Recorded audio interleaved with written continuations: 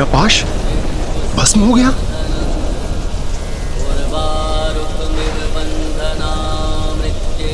मेरे पाश के भस्म होने का, मेरे इतने बड़े अपमान का कारण यही तुच्छ ऋषि बालक और इसका हठ है, जिसे मैं अब अवश्य भंग करूंगा। देखता हूँ महादेव भी मृत्यु से इसकी रक्षा कैसे करते हैं।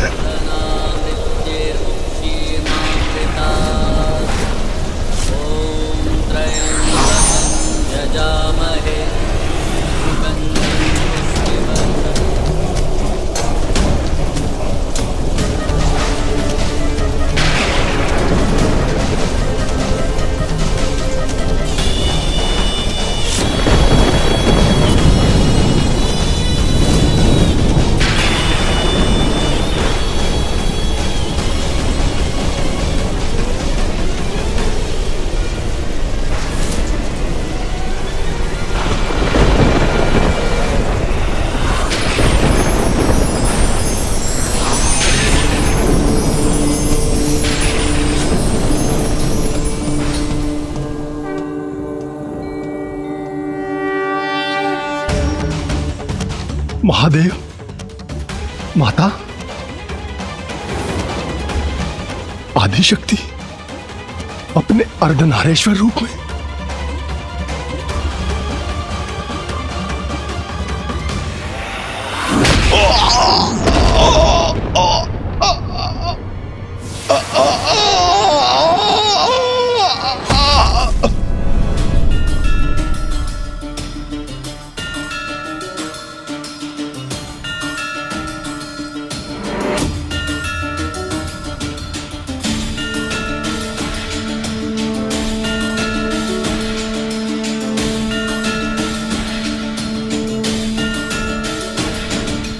पुत्र मार्कंडे, तुम्हारी भक्ति निर्मल, शुद्ध है, पावन है।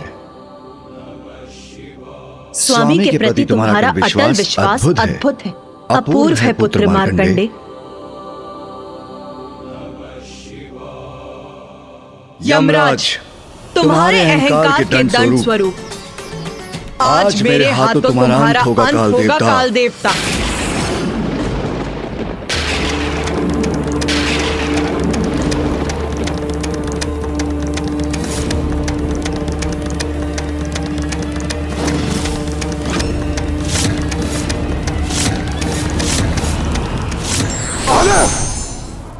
माता पार्वती, माता ऐसा अनर्थ मत कीजिए प्रभु, क्षमा कर दीजिए मेरे पुत्र को। सूर्यदेव, हट जाइए मेरे मार्ग से। मैं आपसे विनती करता हूं प्रभु, मेरे पुत्र को क्षमादान देने की कृपा कीजिए।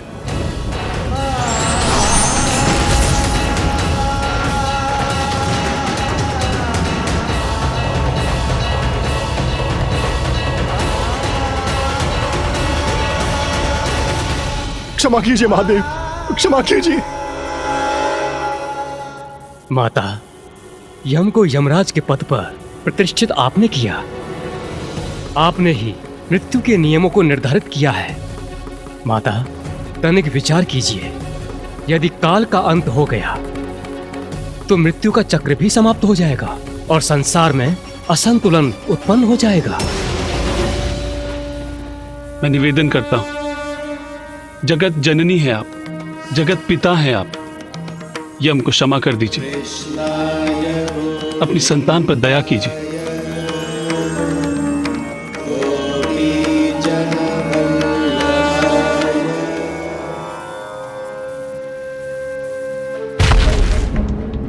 महादेव, क्षमा कीजिए महादेव।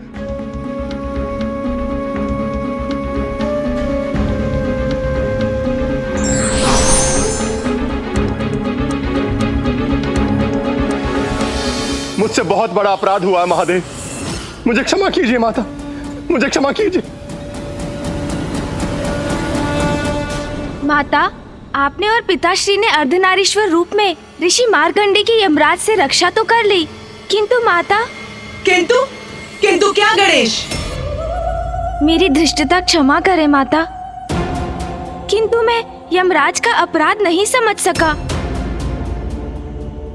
वो तो अपना वही कर्तव्य निभाने आए थे जो आपने और पिताश्री ने उन्हें कालदेव के रूप में सौंपा था। तो फिर उनकी भूल क्या थी माता?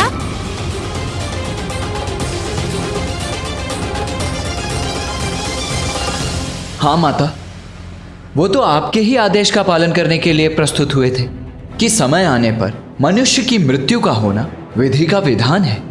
फिर अपने विधान पर अडिग रहकर यमराज ने कोई अपराध कैसे किया माता? गणेश, कार्तिकेय, यदि प्रश्न तर्क संगत है, उचित है, तो उसे पूछने में संकोच नहीं होना चाहिए। उस दिवस हमसे क्षमा याचना करने के पश्चात यमराज ने भी महादेव से यही प्रश्न किया था। तो माता, पिताश्री ने उन्हें क्या उत्तर दिया? महादेव ने कहा, यम, तुम यही जानना चाहते हो ना कि तुमसे क्या अपराध हुआ? तो सुनो, तुम्हारी पहली भूल मार्कंडे के प्राण को यमलोक ले जाने के लिए तुम्हारा यमदूतों को भेजना, जबकि यह स्पष्ट है संतों ऋषियों के प्राणों को हरने के लिए तुम्हें स्वयं आना चाहिए था। माता भैरवी द्वारा निर्धारित नियमों के अनुसार संतों ऋषियों की आत्माओं को लेने आपको स्वयं जाना चाहिए। यदि प्रत्येक ऋषि और संत के प्राण हम स्वयं लेने जाएंगे तो यमलोक की व्यवस्था कौन संभालेगा? तुम्हारी दूसरी भूल अधिकार के अहंकार में आकर मेरे भक्त मार्कंडे द्वारा की जाने वाली मेरी पूजा में व्यवधान डालना।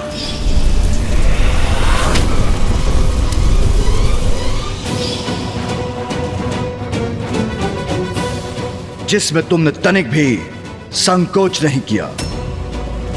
तुम यदि चाहते तो कुछ क्षण प्रतीक्षा कर सकते थे, किंतु तुमने वो नहीं किया।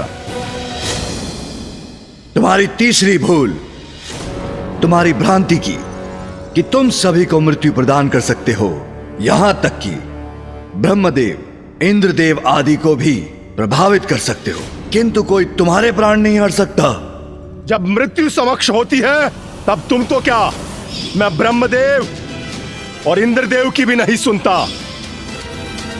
तुम्हारे इन तीनों अपराधों के दंड हेतु मैं तुम्हारा वध करने के लिए प्रेरित हुआ। और स्वामी को, स्वयं महादेव को अपने पाश से स्पर्श करने का दुस्साहस करना,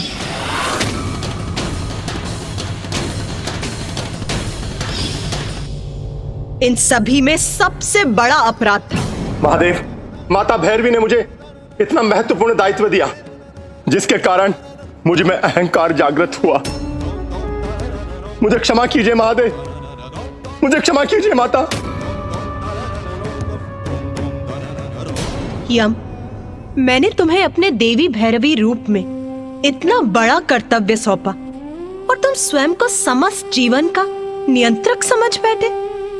ये बहुत बड़ी भूल है तुम्हारी।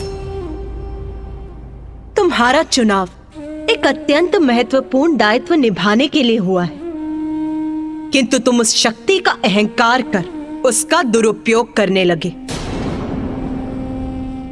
ये सर्वथा अनुचित है। क्षमा कीजिए माता, मुझसे भूल हुई है। विधि का विधान कोई भंग नहीं कर सकता, इसलिए बालक मार्कंडे के लिए उस विधान का अपमान मैं भी नहीं करूंगा। आयु पूर्ण होने पर मनुष्य को मृत्यु अवश्य प्राप्त होनी चाहिए।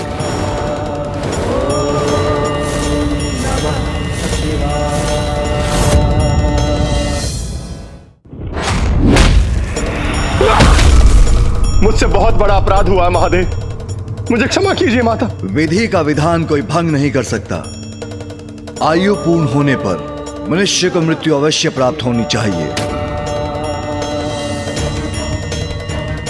उमा, स्मरण कीजिए, मैंने मार्कंडे के पिता ऋषि मृकेंडु को पुत्र प्राप्ति का वरदान प्राप्त करने के लिए क्या कहा था?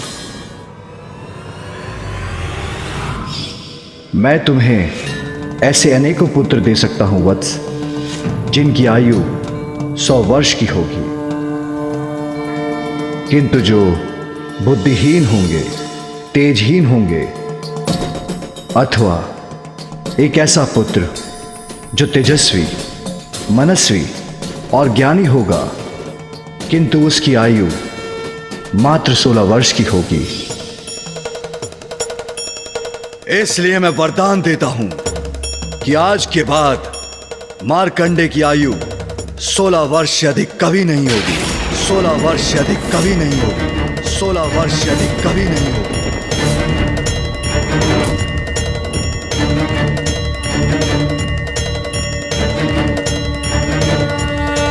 इस अवस्था में यमराज को मार्कंडे को मृत्यु प्रदान करने की कोई आवश्यकता ही नहीं। कर्पूरगारं करुणावतारं संसारसारं भुजगेन्द्रहारं सदा वसन्तं हृदयारविन्दे भवं भवानी सहितं नमामि।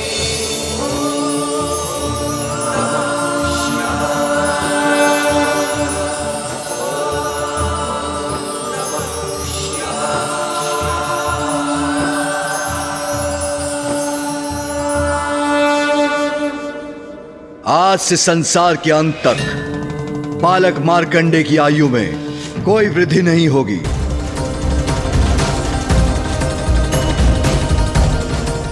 ये सदैव चिरंजीवी रहेंगे।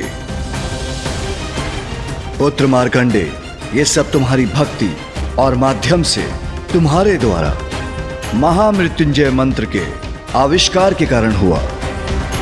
जब तुम अपनी मृत्यु को अपने समक्ष पाकर निरुपाय हो चुके थे तो तुमने भक्ति और निष्ठा से मुझे पुकारा और तुम्हारे मुख से स्वतः ही महामृत्युंजय मंत्र प्रस्फुटित होने लगा। तब तुम्हें इस मंत्र का महत्व ज्ञात नहीं था पुत्र मार्कंडे, किंतु महामृत्युंजय मंत्र के जाप से ही तुम्हारे प्राणों की रक्षा संभव हुई। और आज मैं ये भी घोषणा करता हूं कि जो भी महामृत्युंजय मंत्र का जाप करेगा उसकी अकाल मृत्यु कदापि नहीं होगी। उसकी अकाल मृत्यु कदापि नहीं होगी। वो भीषण रोगों से भी मुक्ति पाएगा।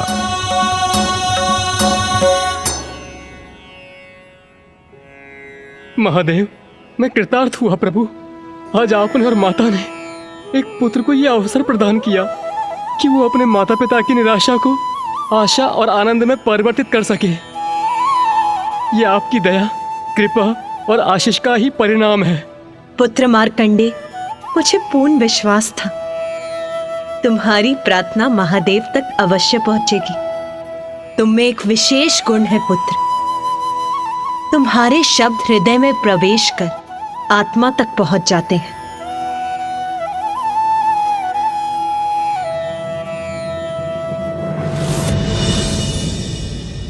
ये सब आप ही की लीला का चमत्कार है। आप ही का आशीर्वाद है माता। माता, आपकी लीला तो अपरंपार है। अब सृष्टि का चक्र तो पूर्ण हो चुका था ना माता, क्योंकि अब तो माता भैरवी के रूप में आपने मृत्यु की भी रचना कर दी थी। अर्थात अब समय आने पर सभी प्राणियों की मृत्यु के पश्चात उनका यमलोक जाना निश्चित हो गया, जहाँ वो पश्चाताप और साधना कर अपने कर्मों के अनुसार उचित लोक में प्रवेश करेंगे। तो अब तो संसार में पूर्णता थी ना माता? नहीं, नहीं, नहीं। अभी तक अच्छे और बुरे कर्मों का फल मृत्यु के बाद ही प्राप्त होता था, किंतु अब महादेव, नारायण और ब्रह्मदेव की इच्छा थी कि एक ऐसा विधान बने जिससे जीवों को उनके कर्मों का फल उनके जीवन काल में ही प्राप्त हो।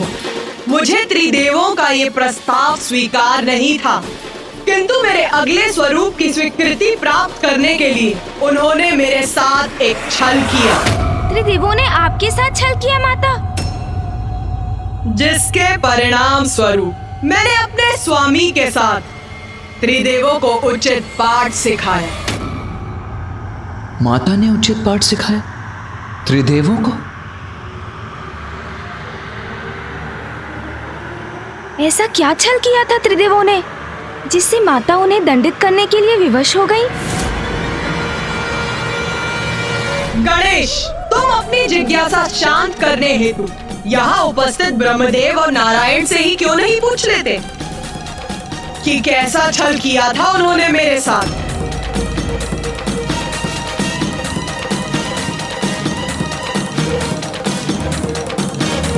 देवी, उस समय हमने जो भी किया था लोक कल्याण के हित के लिए किया था। किंतु मामा जी, आप सभी ने ऐसा क्या किया था?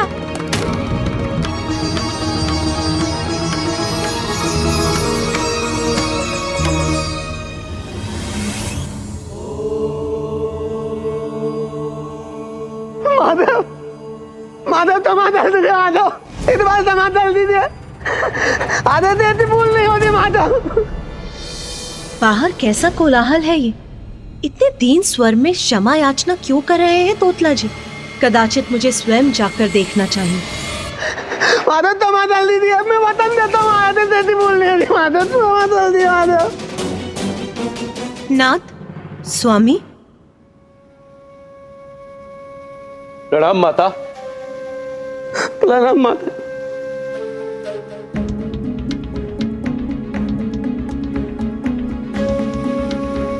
किस अपराध की क्षमा मांग रहे हैं तोतला जी?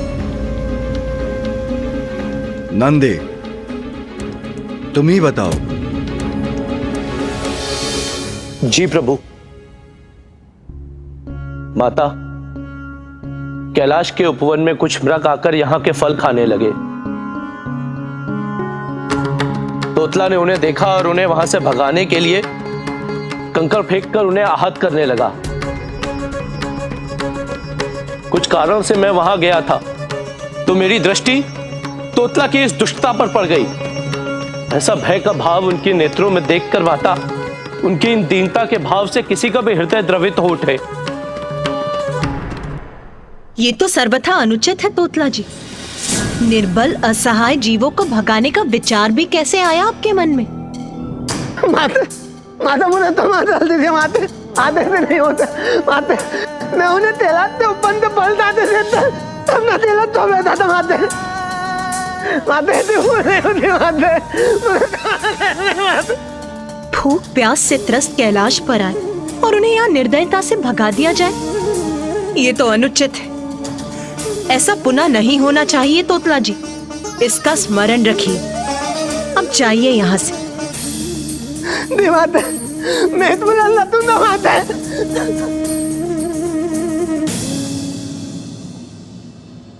उमा, आपने मात्र चेतावनी देकर जाने दिया तोतला को, यह क्या उचित था?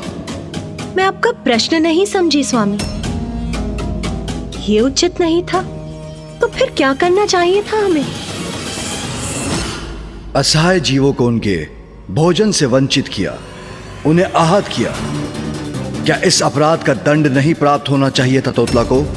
उमा, हम जीवों को उनके अच्छे कर्मों के लिए पुरस्कृत करते हैं, तो क्या उनके बुरे कर्मों के लिए दंड नहीं देना चाहिए, जिससे वो पुनः वही भूल, वही अपराध ना करें? अपनी भूल उन्हें स्मरण रहे और वो दंड के भय से बुराई का त्याग कर अच्छाई का मार्ग अपनाएं।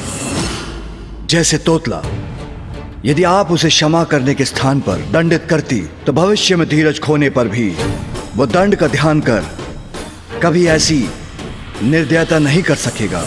नाथ, कर्मों का फल तो सभी भुगतते हैं, यही सृष्टि का नियम है जो मैंने स्वयं स्थापित किया है। उमा, वो मृत्यु के उपरांत होता है, किंतु जीवों के जीवन काल में नहीं। यदि उनके जीवित रहते उनके कर्मों के परिणाम उनके समक्ष आ जाए तो जीव अवश्य अपनी भूल सुधार कर अच्छे कर्म करने के लिए प्रेरित होंगे। नाथ, आप पिता हैं, आपका हृदय कठोर हो सकता है, किंतु मैं मां हूं। सभी जीव मेरी संतानें हैं, उन्हें पीड़ा होती है तो अश्रु मेरे बहते हैं। मैंने ही यमलोक की रचना कर वहां यमराज को स्थापित किया है, किंतु उनके द्वारा दंडित आत्माओं की चित्कार विचलित करती है मुझे।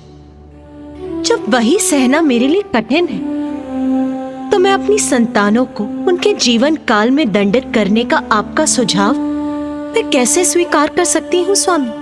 नहीं प्रभु, ये मुझसे कदापि नहीं होगा।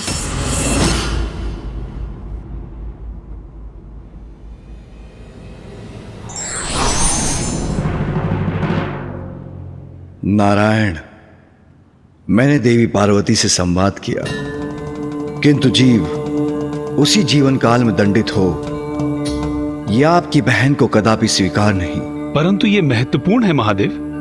जीवों को उनके जीवन काल में ही उनके कर्मों का महत्व समझना आवश्यक है। इससे उनके हृदय में धर्म के प्रति आस्था बढ़ेगी, और यदि अधर्म ने उन्हें अपनी ओर आकर्षित भी किया तो वो उससे दूर रहने के लिए प्रेरित रहेंगे। इसलिए जन कल्याण हेतु हमें देवी पार्वती को कोई न कोई उपाय कर इस बात की स्वीकृति लेनी ही होगी। मेरा प्रयास तो विफल रहा, किंतु आप तो लीलाधर हैं नारायण। अब आप ही कोई लीला रचिए, तब उमा श्री महाकाली के सप्तम रूप को प्रकट करेंगी। उनके उस स्वरूप का प्रकट होना अब संसार के लिए अति आवश्यक है। उचित है महादेव। महादेव, बहुत समय हो गया आपने ब्रह्मदेव को, देवी सरस्वती को, मुझे और देवी लक्ष्मी को अपने यहां भोजन पर आमंत्रित नहीं किया। नारायण, हम इतने महत्वपूर्ण विषय पर संवाद कर रहे हैं और आप अकस्मात भोजन की बात करने लगे। महादेव, मैं अपनी लीला तो तभी रच सकता हूं जब मैं स्वयं देवी पार्वती के समक्ष रहूं। आप बस हम सभी को अपने यहां भोजन पर आमंत्रित कीजिए, अन्य सभी कुछ आप मुझ पर छोड़ दीजिए। किंतु हां, स्मरण रहे, सामान्यतः आप अल्पाहार करते हैं, परंतु हां, कल जब आप हमारे साथ भोजन करेंगे तो आपको अपना अल्पाहार त्याग कर कहीं अधिक भोजन खाने का कष्ट उठाना पड़ेगा। मेरी लीला में, मेरी योजना में आपका महत्वपूर्ण भाग है जो आपको निभाना ही होगा। किंतु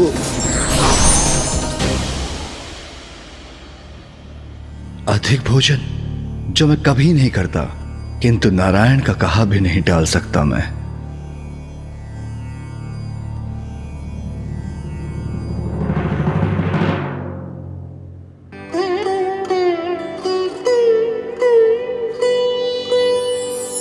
स्वामी,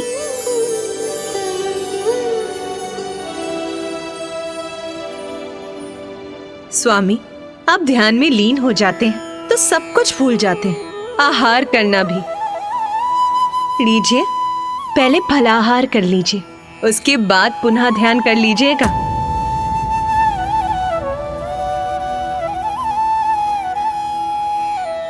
उमा, मैं तुम्हें बताना भूल गया, मैंने ब्रह्मदेव और नारायण को देवी सरस्वती और देवी लक्ष्मी के साथ कल भोजन के लिए आमंत्रित किया है। ये तो बहुत उत्तम समाचार है, बहुत आनंद आएगा। किंतु आपने उन्हें आमंत्रित कर लिया और आप मुझे अब बता रहे हैं। मुझे अभी कल की व्यवस्था आरंभ करनी होगी, मेरे पास समय नहीं है। मैं अभी जाके गढ़ों को उनके कार्य सौंपती हूँ। व्यवस्था उचित होनी चाहिए और समय कम है, मुझे सब कुछ शीघ्रता से करना होगा।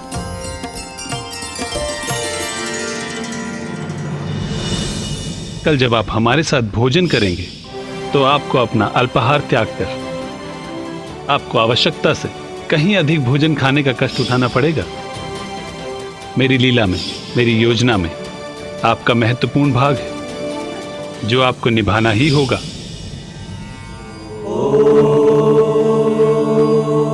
ज्ञात नहीं कैसी लीला रच रहे हैं लीलाधर नारायण, किंतु कल उनके कहे अनुसार अत्यधिक भोजन करने के लिए मुझे आज उपवास रखना ही होगा।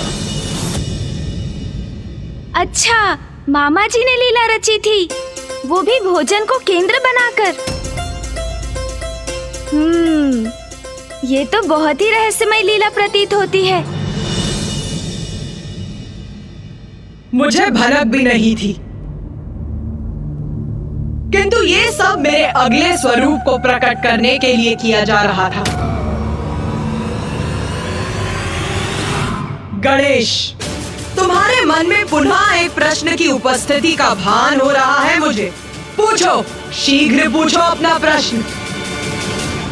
माता, आप ही संसार की जन्मदायिनी हैं, सर्वज्ञ हैं। किंतु फिर भी आप मामा जी नारायण की योजना नहीं समझ सकी।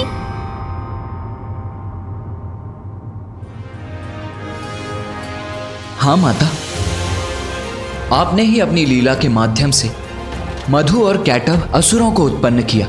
मामा जी को उनकी योग निद्रा से बाहर निकालने में भी आप ही उनकी सहायक बनी। पृथ्वी की रचना के लिए आपने उस संपूर्ण घटना को गढ़ा, तब भी मामा जी आपकी लीला के भाग बने। फिर अब आपको उनकी इस लीला का आभास क्यों नहीं हुआ माता?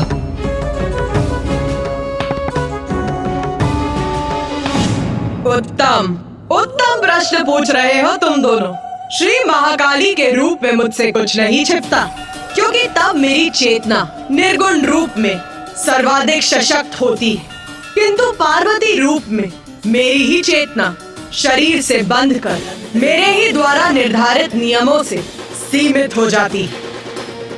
तब मोह और भावनाओं से प्रेरित होता है मन, मेरी सतर्कता का हवास होता है, और इसीलिए तब लीलाधर नारायण अपनी लीला से मुझे प्रभावित करने में सफल हुए। फिर क्या हुआ माता? क्या फूफा जी, बुआ जी, मामा जी और मामी जी सभी भोजन करने कैलाश आए? हाँ गणेश, भोजन के लिए सभी का कैलाश आगमन हुआ, और तभी आरंभ हुआ नारायण की इस लीला का। मेरा अगला महाविद्या स्वरूप धूमावती है।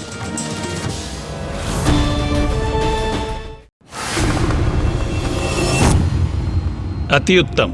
इस बार की भोजन की व्यवस्था तो पूर्व से भी अधिक उत्तम प्रतीत होती है। भोजन को देख के ही उसके स्वाद का अनुमान लगाया जा सकता है। देवी पार्वती, जब हमें महादेव ने भोजन के लिए आमंत्रित किया तो हम सभी को अत्यंत प्रसन्नता हुई, क्योंकि हमारे दायित्वों की व्यस्तता में इस प्रकार भेंट का आनंद लेने का अवसर हमें प्राप्त नहीं होता है। इतने स्वादिष्ट व्यंजन देखकर मुझे तो बहुत भूख लग रही है। आप दोनों आपस में वार्तालाप बंद कर भोजन आरंभ कीजिए। देवी, यदि आपको भूख लगी है तो आप प्रारंभ कीजिए ना।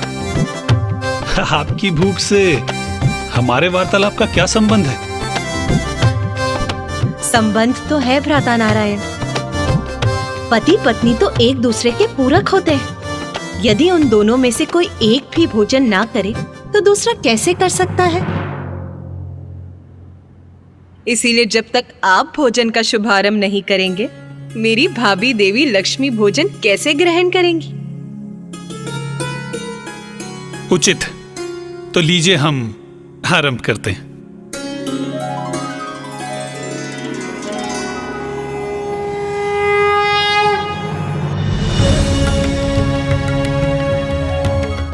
देवी पार्वती ने उचित कहा। पति पत्नी में एक भोजन से वंचित रहे तो दूसरे को भोजन करने की इच्छा कैसे हो सकती है? एक साथ भोजन करने का सुख ही कुछ और है। जो पति पत्नी साथ भोजन करते हैं उनका स्नेह सदा बना रहता है।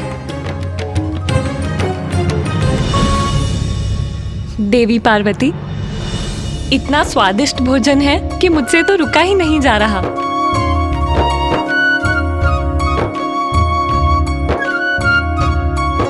देवी पार्वती, अब बस भी कीजिए। नंदी और अन्य गण हमारी सेवा करते रहेंगे, आप भी हमारे साथ भोजन कीजिए। देवी सरस्वती, मैं अपनी थाल कभी नहीं लगाती। स्वामी भोजन के बाद अपनी थाल में जो छोड़ देते हैं मैं वही ग्रहण करती।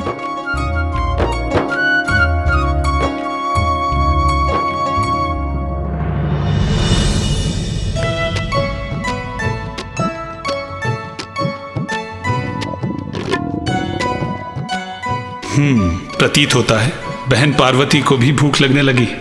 यही तो चाहता था मैं।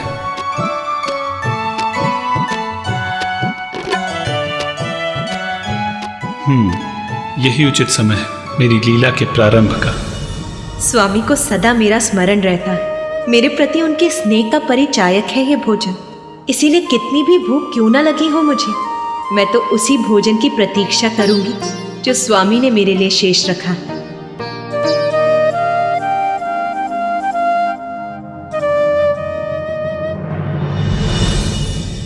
महादेव, आपने वचन दिया था कि आज आप अधिक मात्रा में भोजन करेंगे, तो फिर आप अपनी थाल पर भोजन क्यों छोड़ रहे हैं? क्योंकि नारायण, मैं तो सदा उमा के लिए भोजन शेष रखता हूं। महादेव, आज आप देवी पार्वती के लिए भोजन कदापि शेष नहीं रखेंगे। नारायण, ये आप क्या कह रहे हैं? भोलेनाथ, आज कोई प्रश्न नहीं। जब आपने सब मुझ पर छोड़ा है तो मेरी लीला मेरे अनुसार ही होने दीजिए।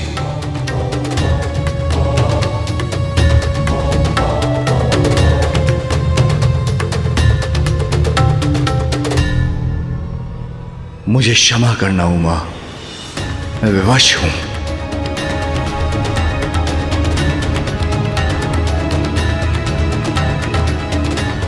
नारायण को वचन दिया है, इसलिए मुझे ऐसा करना ही होगा।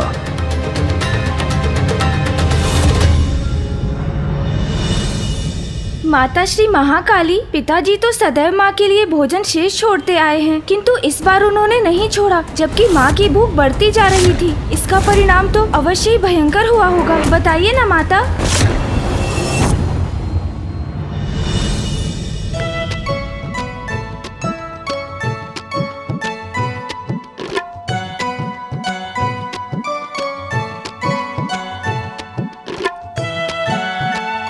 स्वामी को सदा मेरा स्मरण रहता है। मेरे प्रति उनके स्नेह का परिचायक है ये भोजन।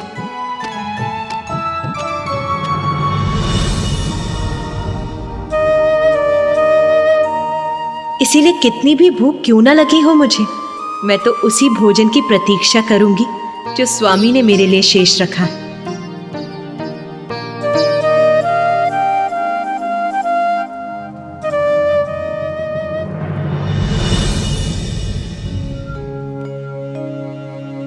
महादेव, आपने वचन दिया था कि आज आप अधिक मात्रा में भोजन करेंगे, तो फिर आप अपनी थाल पर भोजन क्यों छोड़ रहे हैं? क्योंकि नारायण, मैं तो सदा उमा के लिए भोजन शेष रखता हूं। महादेव, आज आप देवी पार्वती के लिए भोजन कदापि शेष नहीं रखेंगे। नारायण, ये आप क्या कह रहे हैं? भोलेनाथ, आज कोई प्रश्न नहीं। जब आपने सब मुझ पर छोड़ा है तो मेरी लीला मेरे अनुसार ही होने दीजिए।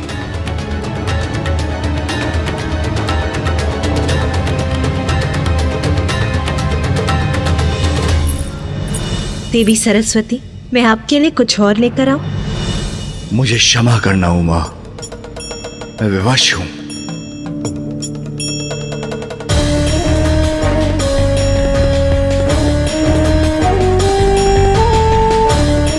नारायण को वचन दिया है, इसलिए मुझे ऐसा करना ही होगा।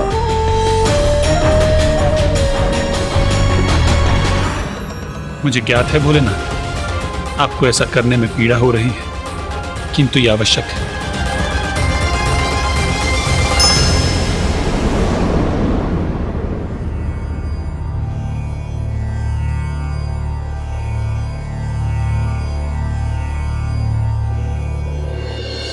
सब कुछ बहुत अच्छे से हो गया ना स्वामी?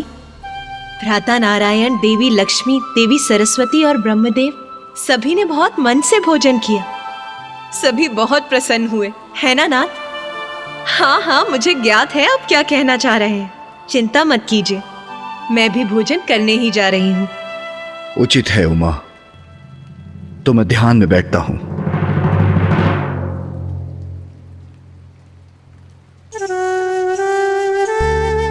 आप इन पात्रों को वहां रख दीजिए।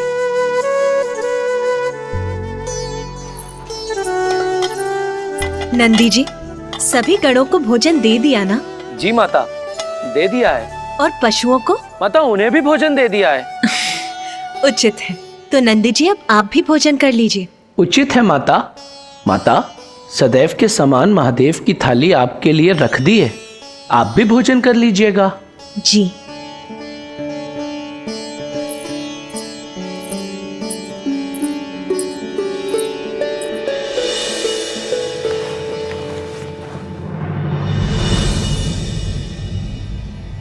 ओम नमः शिवाय।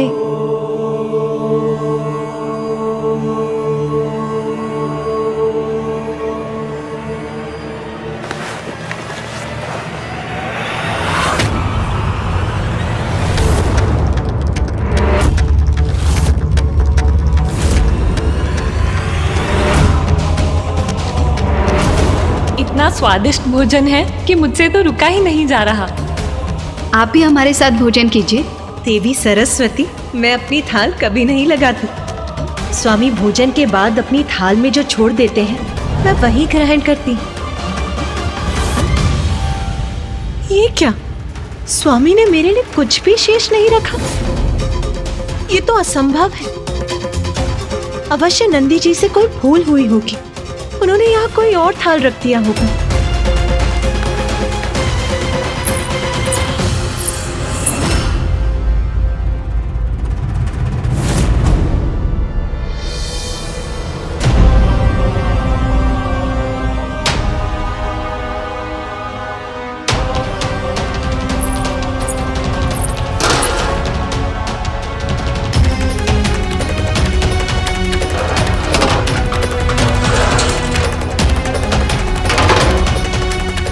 मैंने सबको भोजन कराया किंतु मेरे लिए भोजन नहीं था। और तो और महादेव ने भी मेरे लिए भोजन शेष नहीं छोड़ा। मेरी भूख के कारण मेरा क्रोध अपने चरम पर था। रसोई में तो अन्न का एक दाना भी शेष नहीं है। मुझे इतनी भूख लगी है और यहाँ तनिक भी भोजन नहीं है। बहन पार्वती,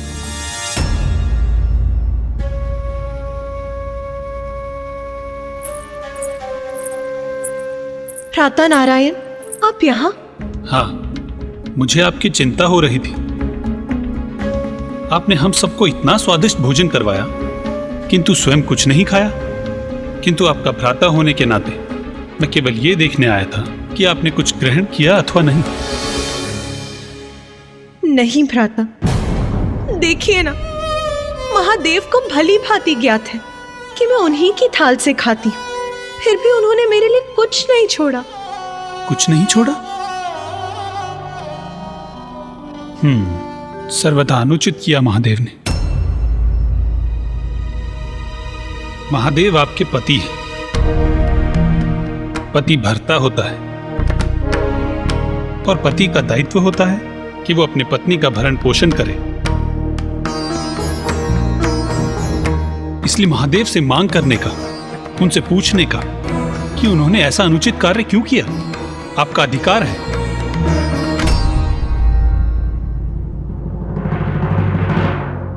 एक पत्नी अपने पति के लिए सर्वस्व निछावर कर देती है। आपको स्मरण है ना कि देवी लक्ष्मी ने मुझसे पूर्व भोजन ग्रहण करने से मना कर दिया था। आपने इतना सब कुछ किया किंतु महादेव ने यह सुनिश्चित किए बिना कि आपने भोजन किया अथवा नहीं, वो ध्यान में चले गए। सर्वथा अनुचित किया महादेव ने।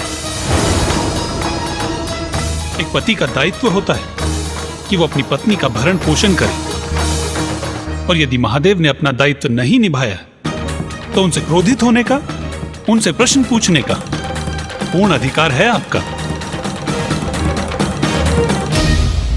आप उचित कह रहे हैं भ्राता नारायण। मैं भूख से व्याकुल हो रही हूँ और महादेव को मेरी तनिक भी चिंता नहीं।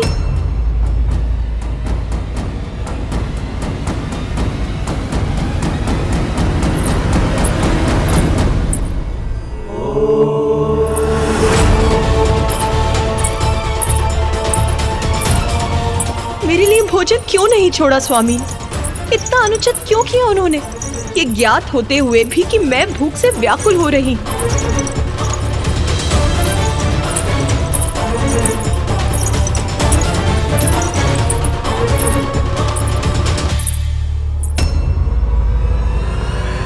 ये क्या नाथ, मुझे आपके पत्नी को भोजन का एक निवाला भी प्राप्त नहीं हुआ और आप यहाँ निश्चिंत होकर ध्यान मग्न बैठे हैं। आपने भोजन के लिए सभी अतिथियों को आमंत्रित किया, जिसकी सारी व्यवस्था मैंने की। उनके लिए भोजन पकवाया और मुझे तनिक भी भोजन प्राप्त नहीं हुआ। और इससे अनभिज्ञ यहाँ शांति पूर्वक आप ध्यान कर रहे हैं।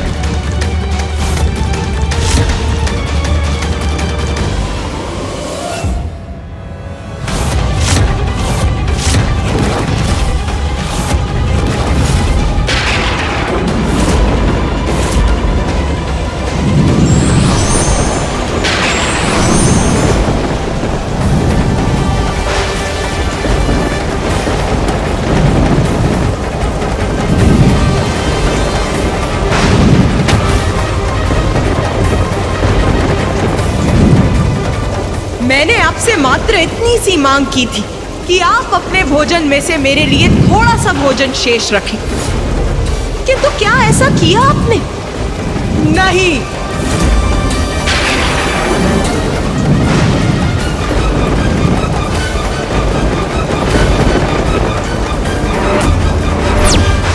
आपकी पत्नी भूखी है नाथ, मैं आपके आहार का पूर्ण ध्यान रखती हूँ, किंतु क्या आप भी ऐसा करते हैं? उत्तर दीजिए, मुझे भोजन कौन कराएगा?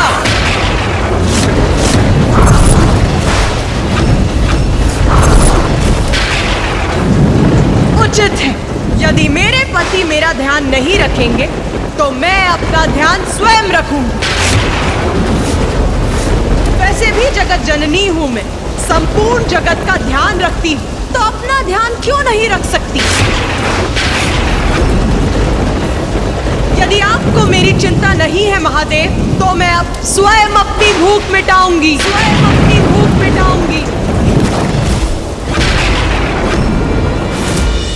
यदि आपको मेरी चिंता नहीं है महादेव, तो मैं अब स्वयं अपनी भूख मिटाऊंगी।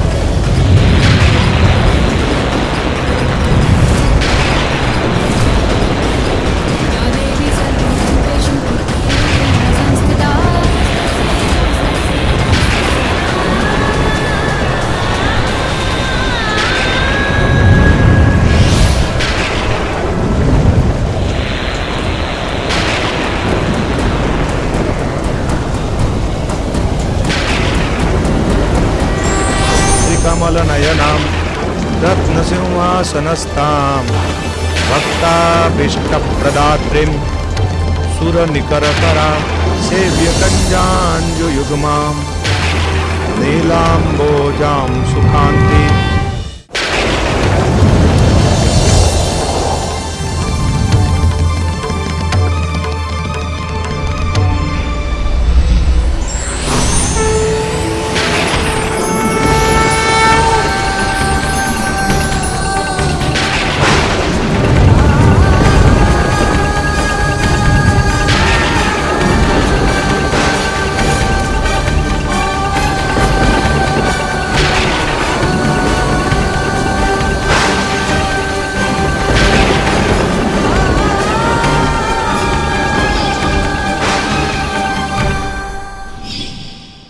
भूख मिटाने के लिए मैं क्या कर बैठी? अपने स्वामी को ही निकल गई।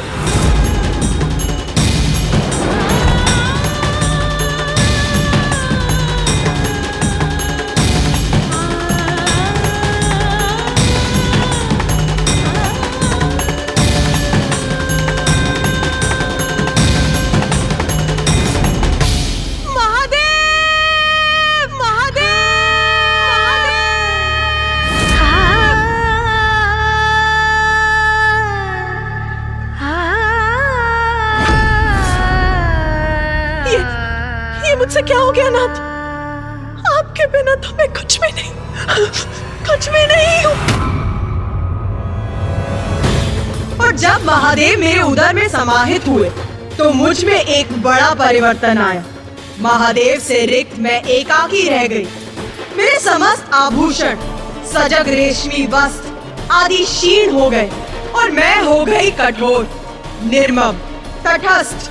और फिर जब मुझे समझ आया कि मैं क्या कर बैठी हूँ, तो मैं अपने ही अपराध बोध से ज्वलित हो उठी और पश्चाताप की उस अग्नि से मेरा तन वाष्प बन उठा।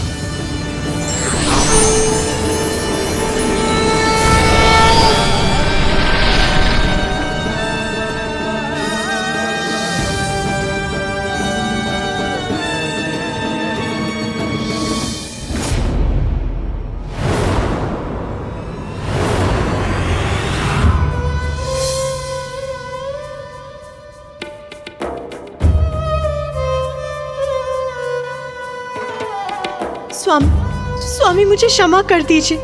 मुझे ज्ञात नहीं क्रोधवश में ये क्या कर बैठी। मुझे क्षमा कर दीजिए। उमा, आपको क्षमा याचना करने की कोई आवश्यकता नहीं,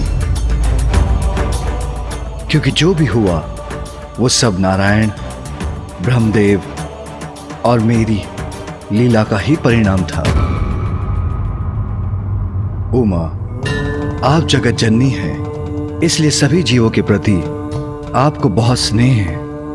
इसीलिए अभी तक आपकी महाविद्या स्वरूप सृजन और पालन हेतु प्रकट हुए, किंतु अपनी संतानों को दंडित करने के लिए अपनी संतानों का मोह नहीं त्याग सकी आप, क्योंकि आप एक मां, एक पत्नी, एक सखी और एक बहन हैं। इन सभी संबंधों के मोह के कारण दंड देना आपके लिए कठिन हो जाता है, किंतु आपके इस रूप में अपनी भावनाओं को तज कर आप न्याय करने में असमर्थ नहीं रहेंगी। किंतु प्रभु, मेरे प्रत्येक रूप में आप मेरे साथ रहते हैं। ये मेरा प्रथम रूप है जिसमें मुझे आपका सानिध्य नहीं प्राप्त हुआ। क्या इसीलिए इतनी कठोरता उत्पन्न हो गई मुझ में? भले ही आपका मोह मात्र मेरे लिए ही हो, किंतु उससे आपकी निर्णय क्षमता पर प्रभाव पड़ेगा ही। इसलिए आपके इस रूप में आप पुरुष शून्य होंगी, अर्थात मैं आपके साथ नहीं रहूंगा, क्योंकि इस रूप में आपकी आसक्ति मात्र न्याय के प्रति हो सकती है। जो न्याय करता है उसका किसी भी मोह अथवा संबंध से प्रेरित और प्रभावित होना उचित नहीं। उमा, आप अपने इस रूप में संसार को बुरे कर्मों के फलस्वरूप अकाल, महामारी, दुख, कलेश आदि का दंड देंगी। आपके स्वरूप में आप धूम्र बनकर भी प्रकट होंगी, इसलिए संसार आपके स्वरूप को धूमावती के नाम से जानेगा।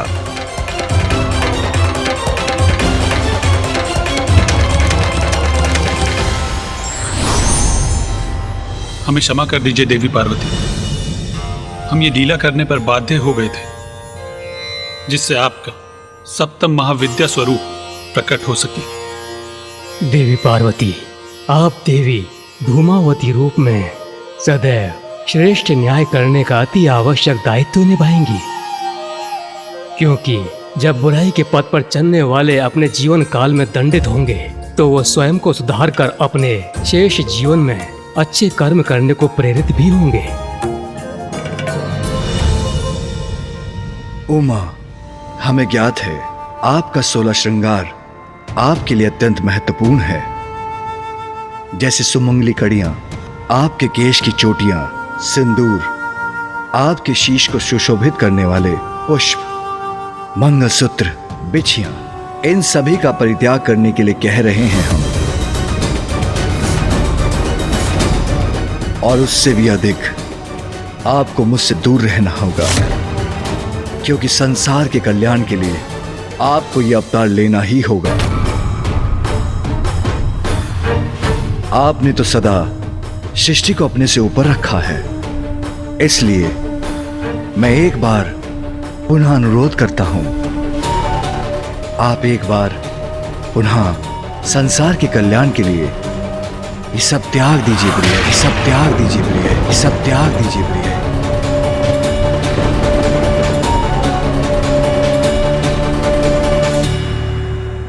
स्वामी, आप मुझे जिस विरक्त और दारुण अवतार को धारण करने के लिए प्रेरित कर रहे हैं वो मेरे लिए सरल नहीं है। किंतु यदि संसार के कल्याण के लिए आप हलाहल विष का पान कर सकते हैं, तो मैं भी अपनी संतानों की भलाई के लिए ये अवतार धारण करने का प्रयास करूंगी।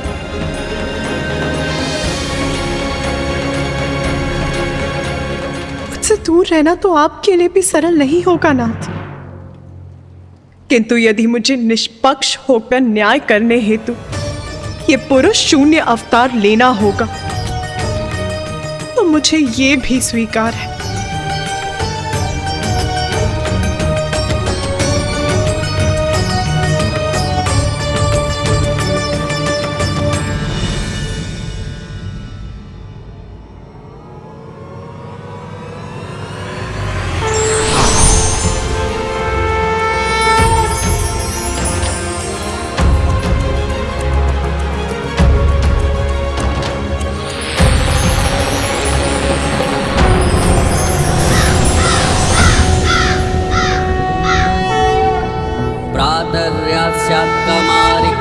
कलिकया जापमाला जयन्ती मध्याह्ने प्रौढरूपा विकसित वदना चारुनेत्रा निशायां संध्यायां वृत्तरूपा गलितकुचयुगा मुण्डमालां वहन्ति स देवी देवदेवी त्रिभुवन जननी कालोकपातु युष्मा।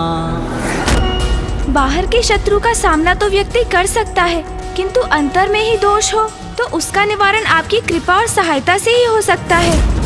किंतु इसके लिए आपने अपना कौन सा रूप धारण किया माता?